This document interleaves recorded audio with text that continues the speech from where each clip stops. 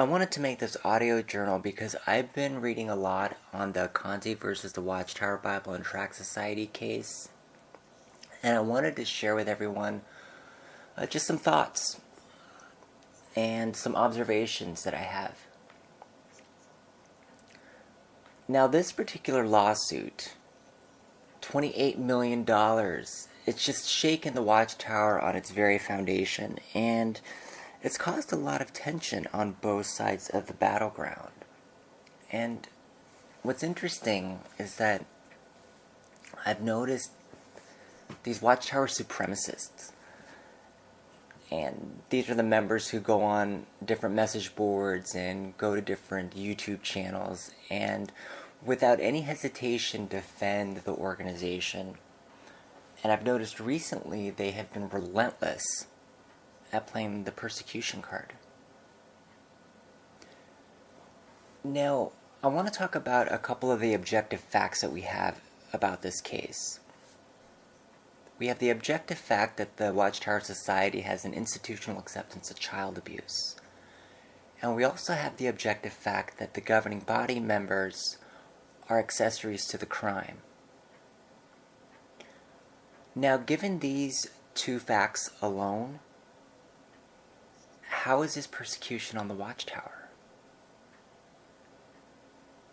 It's so clear that the witnesses are led to believe that this is persecution. It's not that these witnesses are really intelligent enough to even read the evidence. And I'm talking about the internal letters in conjunction with the references to all of the literature that were cited in this particular case. Talking about how child abuse needs to be reported because if they don't report it, it is what allows the abuse to continue. And it's also interesting to note that these witnesses aren't even in their truth to recognize that such minor uncleanness has created a ripple effect. And as more cases come forward and materialize, it's just going to add to the ripple effect, and it's all going to seamlessly merge and become the tsunami that is going to destroy the Watchtower Bible and Tract Society and wipe them off the map. The witnesses can't be honest with themselves to even entertain the thought of the possibility of what the ramifications are from the stress that the governing body members are under now that this lawsuit is looming over their heads. When that stress gets so overwhelming that the collective unconscious begins to emerge. You know, these witnesses can't be honest with themselves to realize that the governing body members are really no different than the Catholic priests. They're all swimming in that same pool of debauchery. This organization is no different than false religion. And it's sad how there are songs written about children, how they're precious gifts from God, but yet the organization will abuse them in the process. How they print articles, how children put God first, but yet they abuse them in the process. I mean, these organizational policies that the Watchtower Society has enforced are backfiring on them. Because clearly, the governing body has a completely different interpretation of what it means to pay Caesar's things to Caesar. It's not just about paying your taxes. It's about abiding to the laws of the land. And if there are certain laws pertaining to child abuse, you need to report that to the authorities, so that way protective services can address it with the highest level of severity.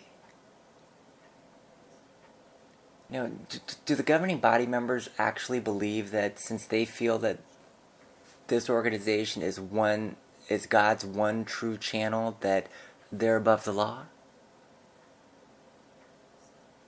Now that these policies are being exposed, you know, they have to be accountable for what they've done.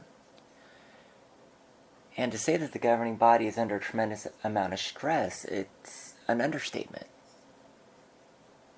And there's a very good possibility that the stress that they're experiencing is going to be projected on the members, either psychologically or physically. I mean, there are messages that have been printed in the literature, and it's very important that these witnesses are aware of what these messages are. There is no more reading in between the lines because it's so clear. And I wanted to share with everybody what I have read that is very profound. And I'd like to take you to the April 15th, 2012 study edition of the Watchtower. On the back page, there are a series of questions. One of the questions is, what events will lead directly to Armageddon? The nations will issue a significant declaration of peace and security. Governments will move against false religion. There will be an assault on true worshippers. Then the end will come. I recognize that all you witnesses can't even be honest with yourselves to recognize that when you look at this $28 million lawsuit, if this is not governments moving against false religion, I don't know what is. There will be an assault on true worshippers. Jehovah's Witnesses, you are the true worshippers that's being referenced here. The true worshippers of the Watchtower Society. The true worshippers of the governing body. The true worshippers of the faithful and discreet slave. I mean, it's been said over and over again. We must obey the faithful and discreet slave to have Jehovah's approval. These messages are clear. Very clear. I really wouldn't be surprised that the stress that the governing body is going under is just going to escalate to the point that they're going to shower all of you witnesses with a curtain of bullets.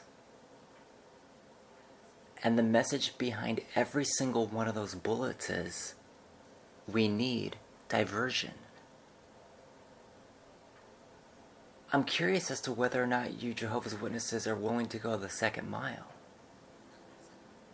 Will you, without resentment, oblige and perform services that those in authority might legitimately demand?